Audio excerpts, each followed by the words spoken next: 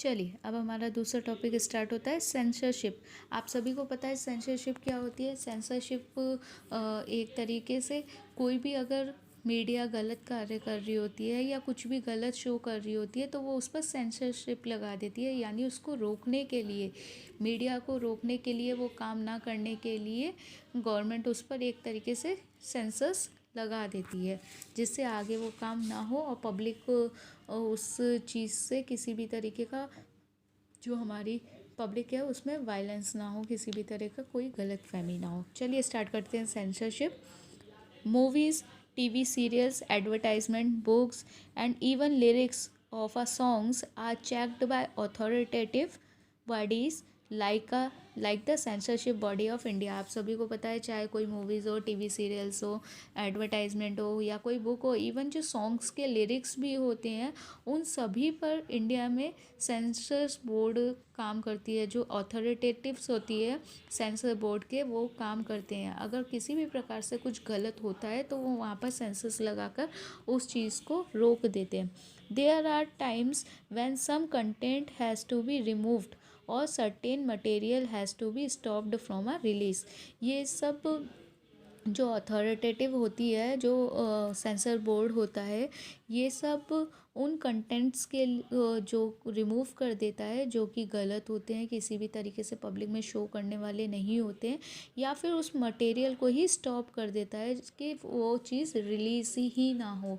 कई बार आपने सॉन्ग्स में देखा है कुछ लिरिक्स जो हैं वो सेंसर बोर्ड सेंसरशिप कर देती है, क्योंकि वो लिरिक्स से किसी भी तरीके की हिंसा या वायलेंस हो सकती है। तो इन सब चीज़ों को रोकने के लिए सेंसर बोर्ड उस पर स्टॉप कर देती है और उसे रिलीज़ कर देती है, यानी उसको रिलीज़ करने से रोक देती है। This act of removals of offensive content और banning of certain material is called a censorship. आपको बताया गया है कि वो एक्ट जिसमें जो सेंसर बोर्ड है वो कई चीज़ों को, किसी भी ऑफेंसिव कंटेंट जो गलत कंटेंट होते हैं या फिर जिससे वायलेंस पैदा हो जाती है, उन सब चीज़ों को वो रिमूव कर देती है, रिमूवर कर देती है, ठीक है। और बैनिंग, और कई बार वो बैन भी कर देती है। कई मूवीज़ ऐसी हो जाती हैं, कोई एडवर्टाइजमेंट ऐसा हो जाता है कि वो उसको बैन कर देती है, उसको रोक ही लगा देती है, जिससे कि वो मीडिया आगे शो ही ना कर पाए, पब्लिक तक वो पहुंच ही ना पाए। Censorship is done to check for offensive, abusive और ऑब्सेंस वर्ड्स। सेंसरशिप को ये अधिकार होता है कि वो जो भी ऑफेंसिव या एब्यूसिव गाली गलौज या ऑब्सेंस वर्ड्स वगैरह, जो एक्शंस और सीन्स वगैरह होते हैं, उन सब पर सेंसरशिप लगा सके। For example the movie Billu barber, आप लोगों को पता होगा शाहरुख खान की मूवी आई थी जिसका नाम था Billu barber, was released under the title Billu because the censor board felt that it could hurt the sentiments of a particular community। आपको पता होगा कि उस मूवी को सेंसर बोर्ड ने सेंसर कर दिया था, उस पर रोक लगा दी थी। वो सिर्फ इसलिए किया गया था क्योंकि जो ये कम्युनिटी के लोग होते हैं, जो बार्बर कम्युनिटी के लोग हों, वो इस नाम से हर्ट ना हो जाए और किसी भी तरीके का वायलेंस ना कर दें। Hence the word barber was dropped from its name. इसके साथ ही उस जो मूवी का नाम था बार्बर, उसको वो रोक दिया गया था और बार्बर वर्ड को हटा दिया गया था और उसका नाम बाद में जाकर बिल्लू रख दिया था। News is not censored in normal condition. आपको पता होगा कि न्यूज़ में भी कई बार सेंसर बोर्ड यूज़ करती है, लेकिन जो न्यूज़ है उसमें बहुत कम चांसेस होते हैं सेंसर बोर्ड सेंसरशिप का यूज़ करे। It is censored in case of any emergency और any other abnormal situation. Censor board news में भी तब सेंसर लगाती है, स्टॉप करती है, जब कोई इमरजेंसी हो या कोई अबनॉर्मल सिचुएशन हो गई हो, उस सिचुएशन में न्यूज़ पर भी सेंसरशिप लगाई जाती है। इसके बाद हम पढ़ते हैं हमारा कंक्लूज़न, क्या होता है मीडिया हमारे लिए। क्योंकि हम लोगों ने ये चैप्टर पढ़ा कि मीडिया के क्या क्या फ्रीडम्स होती हैं इन डेमोक्रेसी, उनकी क्या क्या रिस्पॉन्सिबिलिटी होती है, फिर सेंसरशिप का भी यूज़ किया जाता है।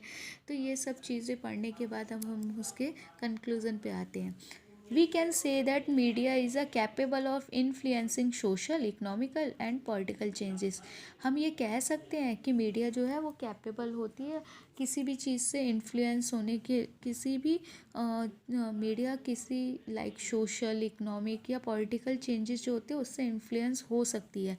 It helps by the creating an environmental and providing information which में lead to this changes.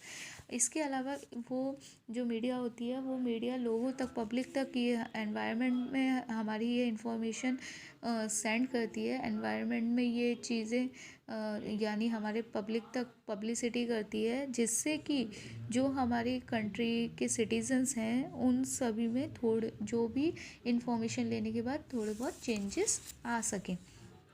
Media has helped in a creation on the concept of global village.